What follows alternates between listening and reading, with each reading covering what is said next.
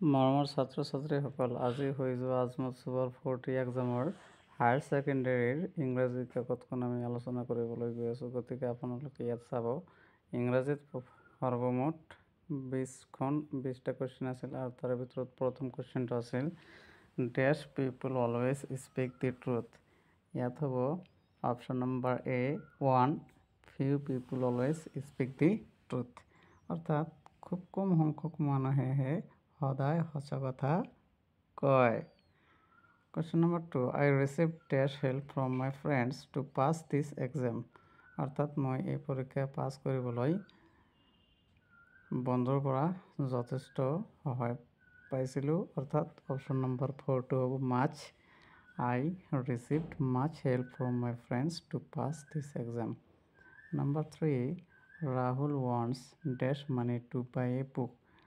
Rahul wants number 1 some, number 2 a little, or number 3 both 1 and 2. ইয়াত both 1 and 2 অপশ্যনটো শুদ্ধ হৈ যাব। অৰ্থাৎ আমি ইয়াত some বুলিও লিখিব পাৰোঁ আৰু a little বুলি এইটো হিচাপেও আমি কৰিব পাৰি। গতিকে দুয়োটা অপশ্যনেই ইয়াত শুদ্ধ হয়। গতিকে তৃতীয় নম্বৰটো অপশ্যনটো আমাৰ correct answer.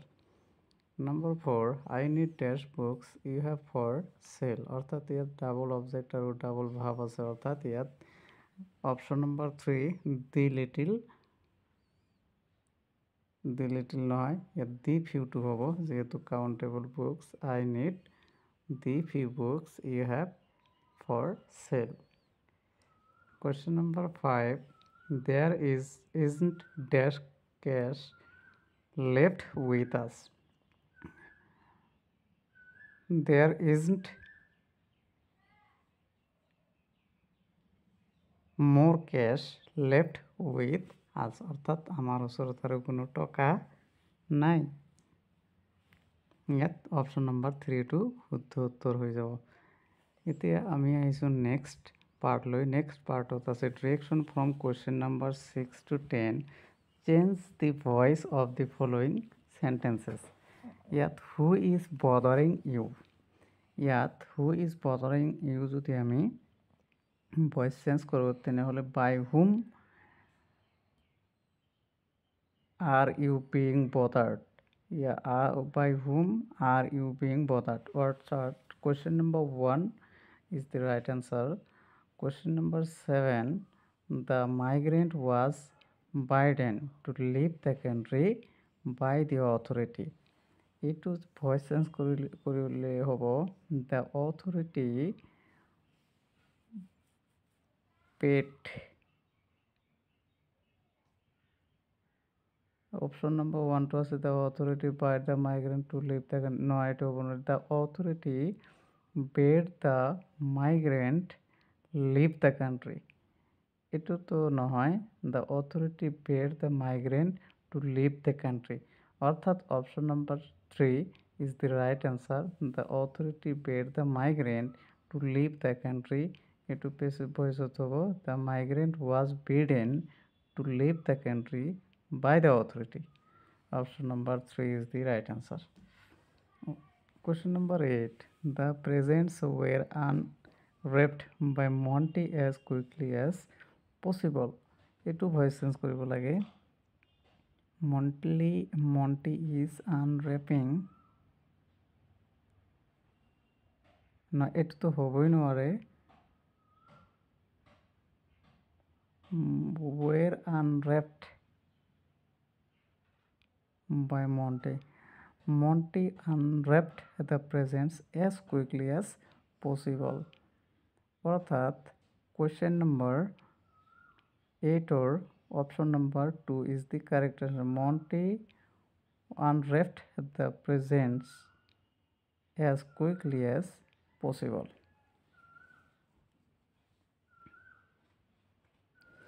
Question number 9, the waiter filled the glasses with water. That means the glasses filled with water by the waiter. অর্থাৎ option number 1 is the correct answer for the question number 9.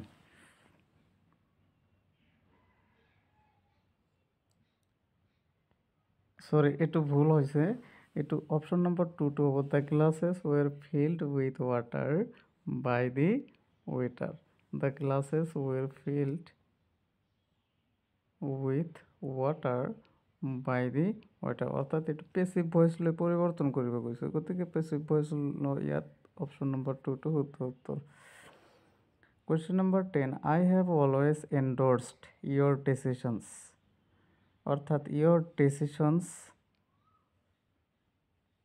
have been endorsed by me. Your decisions have always been endorsed by me. Your decision was to হবই নোৱাৰে। your decision had always নহয়, এইটো প্ৰথমটোৱে শুদ্ধ আছে। Question number 10. I have always endorsed your decision. Option number 1 is the right answer. Your decision have always been endorsed by me. আৰু বাকি তিনিটা option লৈ গ'লে আমি দেখা পাওঁ যে তাত টেন্সটো বেলেগ আছে আৰু ইয়াত কুৱেশ্যনৰ টেন্সটোৰ লগত মিলা নাই, গতিকে number 1 is the right answer. এতিয়া আমি চাওঁ direction from question number 11 to 15. Choose the correct verb form. That means this is the question to correct the tense correction. Prime Minister comes and dash the new policy inaugurated. এটো তো হব নোৱাৰে, প্ৰেজেন্টৰ লগত past has inaugurated, এটো হব নোৱাৰে, তাৰ মানে প্ৰাইম মিনিস্টাৰ আহে তাৰ পিছতে inaugurate কৰে, inaugurates. Number 3 is the right answer. Prime Minister comes and inaugurates the new policy. Question number 12. With this you have lost that chance that you had. With this you have lost the little হব, যেহেতু chance আছে এইটো uncountable বুলি ধৰি ল'ম, গতিকে you have lost the little chance that you had. যিখিনি তোমাৰ চান্স আছিল এইখিনি তুমি কি কৰিলা, এইটোৰ সৈতে তুমি হেৰুৱাই পেলালা, গতিকে দি লিটিল হ'ব, যিখিনি সম্ভাৱনা আছিল গোটেইখিনিতে হেৰুৱাই পেলাইছে। ইফ আই ডেশ ইউ, ইয়াত আইৰ লগত ৱেৰ হ'ব। If I were you I would impress everyone here. যদি মই তুমি হ'লোহেঁতেন মই সকলোকে ইয়াত ইমপ্ৰেছ কৰিলোহেঁতেন, মানে পটালোহেঁতেন। Next question number 14. As soon as the bus blew its horn. অর্থাৎ যেতিয়াই বাছখনে হর্ন বজাইছিল, I dash to run to catch it.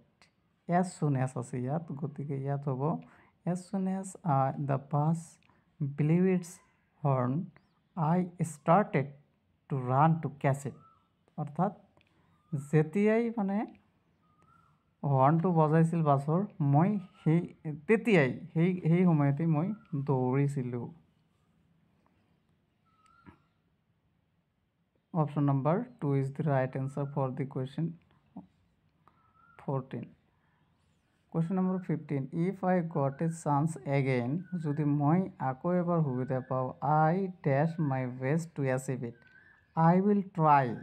ইয়াত হ'ব I will try my best to achieve it. যে মোৰ সৰ্বশক্তি সম্পূৰ্ণ চেষ্টা মই কৰিম এইটো পাবলৈ। অৰ্থাৎ if I got a chance again, I will try my best to achieve it. Option number 2 is the right answer for the question 15. এতিয়া আহিছো আমি from question number 16 to 17. Find the appropriate meaning of the given idioms. ইয়াত ইডিয়মৰ অৰ্থবিলাক বাহিৰ কৰিবলৈ দিছে। ইয়াত আছে what does the idiom to keep the wool from the door. এটা very easy question.